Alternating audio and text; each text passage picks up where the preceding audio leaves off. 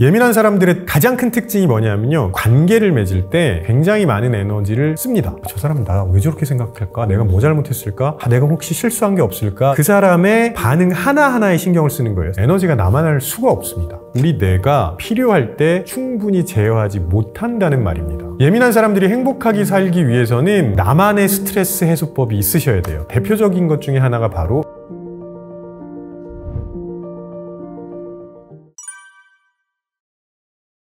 예민한 사람들의 가장 큰 특징이 뭐냐면요, 분석을 과도하게 한다는 겁니다. 굳이 그렇게 세세하고 꼼꼼하게 모든 걸 다 분석할 필요가 없는데 그렇게 해요. 분석 결과가 나온 대로 반응도 하게 되겠죠. 과도한 분석은 과도한 반응을 유발하게 됩니다. 그러면 이것 때문에 오히려 대응하기 어려워져요. 왜냐하면 그 많은 경우의 수에 대해서 우리가 일일이 준비하고 대처하는 건 정말 어려운 일이거든요. 그러다 보니까 오히려 대응이 어려워진다는 거죠. 대응을 잘 못하게 되면 또 그것 때문에 과도하게 걱정을 하게 됩니다. 그러니까 결국 이게 계속 이어지는 거예요. 과도한 분석이 과도한 대응으로 이어지고 그게 과도한 걱정으로 이어지죠. 그 과정에서 만약에 완벽주의와 연결되기 시작하면 답이 없습니다. 그 많은 분석 결과에 대해서 완벽하게 대응할 수 있는 사람은 이 세상에 존재하지 않아요. 관계를 맺을 때 굉장히 많은 에너지를 씁니다. 이걸 확인할 수 있는 간단한 방법이 있어요. 어떤 날은 3명을 만났어요. 근데 어떤 날은 10명을 만났습니다. 저녁 때 각각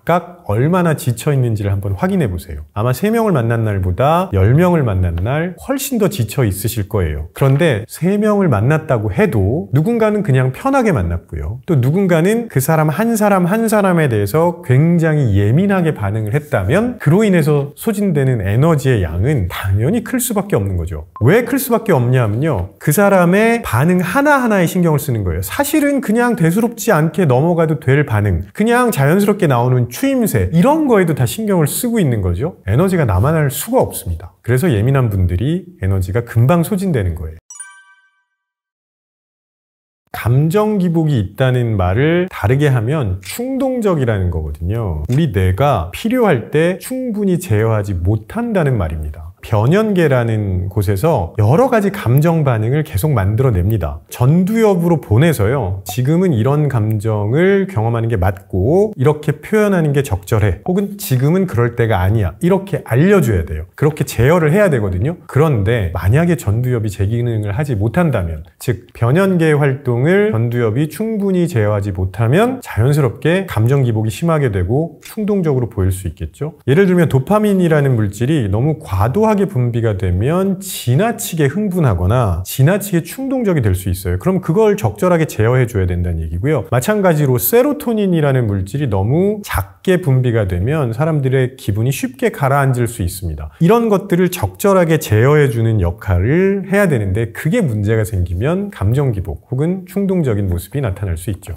전두엽의 통제가 잘 안 될 때 대표적으로 나타나는 현상이 뭐냐면 편도체 납치 현상이라는 게 있습니다. 감정 반응을 담당하는 편도체, 변연계 안에 있거든요. 그 편도체가 전두엽을 납치해버리는 거예요. 전두엽이 제 기능을 하지 못하게 하는 거죠. 감정 반응은 계속 폭발되고 전두엽은 그냥 아무것도 못하는 상태가 됩니다. 너무 흔하게 만나는 현상인데 갑자기 운전하다가 폭발하시는 분들, 분노가 폭발하는 거거든요. 나중에 가만히 생각해보면 그때 굳이 왜 그랬을까 하거든요. 그건 전두엽이 알려주는 겁니다. 근데 그 순간에는 전두엽이 제 기능을 못했다는 거예요. 두 번째로 공포 반응이 있습니다. 예상하지 못한 굉장히 큰 소리나 상상해 본 적이 없는 거대한 무언가가 나타나거나 이러면 고민할 새도 없이 우리는 공포 반응에 휩싸이게 됩니다. 이럴 때가 이제 전두엽이 제 기능을 발휘하지 못할 때라고 할 수 있고요. 그 다음에 세 번째로는 사회적인 관계를 맺을 때도 이런 현상이 나타날 수 있는데, 내가 누군가의 말을 듣고 혹은 누군가의 행동을 보고 과잉 반응을 하는 그런 경우가 전두엽이 제대로 작동하지 못하는 상황이라고 할 수 있습니다. 일단 호흡을 고르는 게 제일 중요합니다. 왜냐하면 우리가 호흡을 고르는 것만으로도 부교감신경계가 활성화되면서 진정하는 효과를 가질 수 있죠. 자, 이거는 바로 해볼 수 있는 방법이고요. 그런데 그 순간에 그런 생각이 떠오르지도 않고 매번 그렇게 할 수 있는 것도 아닐 수 있잖아요. 평소에 무슨 연습을 하셔야 되냐면, 내가 지금 경험하고 있는 감정을 확인해보는 연습을 자꾸 평소에 하셔야 돼요. 무슨 얘기냐면, 어떤 감정을 어느 정도 경험하고 있고 있고 그럴 때 내가 하는 행동은 이 정도여야 해 라는 일종의 규칙 같은 것들을 평소에 만들어 놓고 자꾸 연습을 하시는 거죠. 그러면 지금은 17번 상황이야, 지금은 23번 상황이야, 거기에 맞는 규칙이 자연스럽게 발휘될 수 있도록 감정인식 훈련 같은 걸 하시는 게 제가 보기엔 굉장히 도움이 될 거라고 보고요.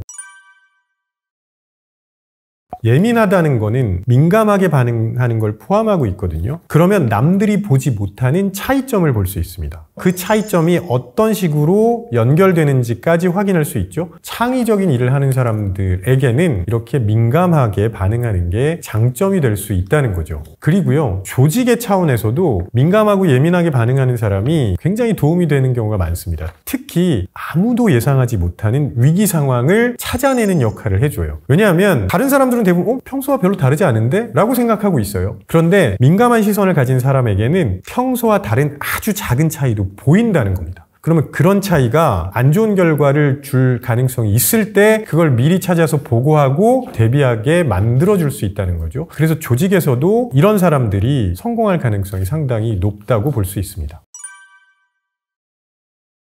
한국인들이 유독 예민하고 짜증을 많이 내는 이유는 분명히 있다고 생각합니다. 쉽게 말하면 여유가 없어서 그래요. 여유는 왜 없을까요? 경쟁이 너무 치열하기 때문에 그렇습니다. 요즘은 어린이집이나 유치원을 가는 시점부터 시작해서 대학교 가고 직장 생활을 하는 내내 아주 심각한 경쟁에 노출되어 있습니다. 그러다 보니까 우리는 무언가를 조금 여유 있게 되돌아보고 이런 거를 할 생각을 못 하거든요. 그러면 사실 예민해질 수밖에 없어요. 왜냐하면 중간중간에 생기는 부정적인 거 이런 것들을 그때그때마다 해결하고 넘어가는 게 좋은데 대부분 그냥 묻어두거든요. 그게 쌓이면서 나중에 크게 발현이 되는 거죠. 두 번째는 눈치를 보는 문화의 영향이 좀 있다고 생각을 합니다. 실제로 타임즈에 이런 기고문이 실린 적이 있어요. 한국에서 성공하고 행복하게 살기 위한 필살기가 뭐냐? 바로 눈치다. 그런데요, 눈치를 본다는 거는 미루어 짐작해야 된다는 거예요. 그러니까 누군가가 명확하게 지금 알려주지 않고 있는 상황에서 계속 머릿속에서 시뮬레이션하고 이런저런 가정적인 상황을 고려해서 답을 찾아내야 되는 거거든요. 이게 얼마나 힘들겠습니까? 그러면 눈치를 많이 보는 조직에서는 어쩔 수 없이 서로서로 일거수일투족에 신경 쓸 수밖에 없습니다. 그런데요, 그냥 눈치 안 보고 서로의 의견을 그냥 정확하게 얘기해주면 되거든요. 그러면 불필요한 에너지를 소진하지 않는 거죠. 그런데 우리는 여전히 눈치를 많이 보면서 살고 그래서 에너지를 상당히 많이 소진하고 있습니다. 세 번째는 수면입니다. 우리가 잠을 자는 이유는 여러 가지가 있겠지만 대표적인 것 중에 하나가 바로 에너지를 보충하는 것이거든요. 충분한 수면을 취하고 난 다음에야 또 다른 사람들의 관계에서도 제대로 대처할 수 있고 그 다음에 필요한 업무도 잘 처리할 수 있겠죠. 그런데 수면이 부족한 상태에서라면 누군가에 대해서 제대로 신경 쓰기 어려운데 근데 그렇게 하지 않으면 그 화살이 나한테 돌아올 수밖에 없다는 걸 알고 있으니까 훨씬 더 예민하게 반응할 수밖에 없고 그로 인해서 짜증이 많이 나지 않나 하는 생각을 하게 됩니다.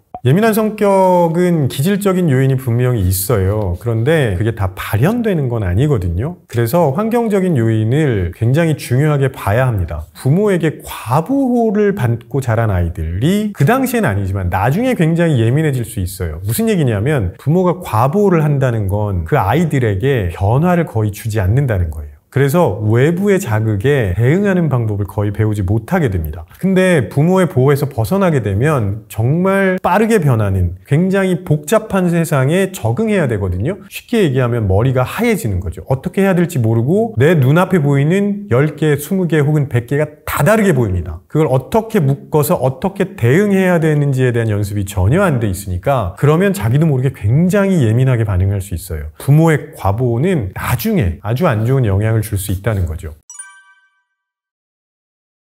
예민한 사람들은요, 본인이 예민하다는 걸 인식하고 받아들이셔야 됩니다. 그게 제일 먼저 하셔야 되는 일입니다. 본인이 그럼에도 불구하고 나는 아니야 라고 생각하면 진짜 답이 없어요. 그러면 오히려 다른 사람에게 상처를 주거나 본인이 상처를 많이 받을 수도 있습니다. 그리고 대인관계에서는요, 다른 사람들의 반응을 개인화해서 받아들이는 거를 좀 피하셔야 됩니다. 예를 들어서 업무를 진행하다 보면 업무 자체에 대해서 이런저런 평가를 할 수 있거든요. 일의 진행을 위해서 서로의 의견을 내는 거지 야 네가 무조건 잘못했어 라고 얘기하는 게 아닙니다. 그런데 예민한 분들은 이거를 마치 나에게 대한 공격으로 받아들이시는 경우가 종종 있어요. 상대방의 평가는 그냥 상대방이 한 평가예요. 진짜 내가 아닐 수도 있습니다. 근데 예민한 분들은 그 평가를 그냥 떠안아요. 그걸 나의 문제점으로 그냥 가지고 와버려요. 그런 건 아니죠. 상대방이 이렇게 평가했구나. 그러면 왜 그렇게 평가했을까? 무언가 이유가 있을 수도 있고 오해한 부분이 있을 수도 있고요. 차분하게 바라보시는 게 훨씬 나은 방법이지, 저 사람은 나 왜 저렇게 생각할까? 내가 뭐 잘못했을까? 내가 혹시 실수한 게 없을까? 이런 식으로 자꾸 생각을 이어가시면 그게 굉장히 안 좋을 수 있습니다.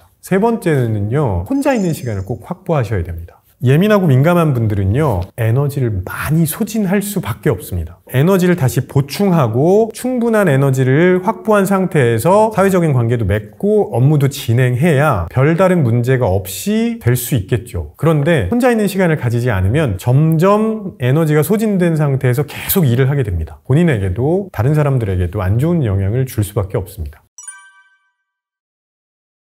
예민한 사람들이 행복하게 살기 위해서는 나만의 스트레스 해소법이 있으셔야 돼요. 업무에서도 대인관계에서도 다른 사람들보다 스트레스를 더 많이 받을 수밖에 없습니다. 해소할 수 있는 시간과 방법이 있으셔야 되고요. 뒤집어서 말하면 뭐냐 하면 힘든 일상을 살아가면서 나에게 줄 수 있는 아주 작지만 소소한 행복한 사건들을 많이 만들어 놓으셔야 된다는 거예요. 지금 이 프로젝트 한 달짜리인데 이거 정말 완벽하게 해내고 나서 일주일 휴가 갈 거야. 아주 안 좋은 방법입니다. 중간중간에 먹고 싶은 게 있으면 반차 내고 가세요. 잠깐 어디 바람 쐬고 오고 싶으면 주말에 다녀오시는 게 좋다는 얘기죠. 그렇게 중간중간에 나를 행복하게 만들 수 있는 사건을 자주 만들어 놓으시는 게 훨씬 더 좋은 방법이라고 생각합니다. 예민한 분들은 주변에 있는 자극에 지속적으로 노출이 됩니다. 사실 그 모든 자극이 다 나에게 필요한 건 아니거든요. 근데 나도 모르게 거기에 계속 반응을 하고 있는 거죠. 필요하다면 물리적인 칸막이면 제일 좋고요. 물리적인 칸막이를 치는 게 불가능하다면 심리적으로 바리케이드 같은 걸 쳐 놓으시는 게 좋습니다. 그래서 여기까지만 보자. 그 다음에 시간으로도 설정할 수 있어요. 이 시간 동안만 보자. 그리고 나서 나머지 시간은 본인이 온전하게 본인만을 위해서 사용하셔야 됩니다.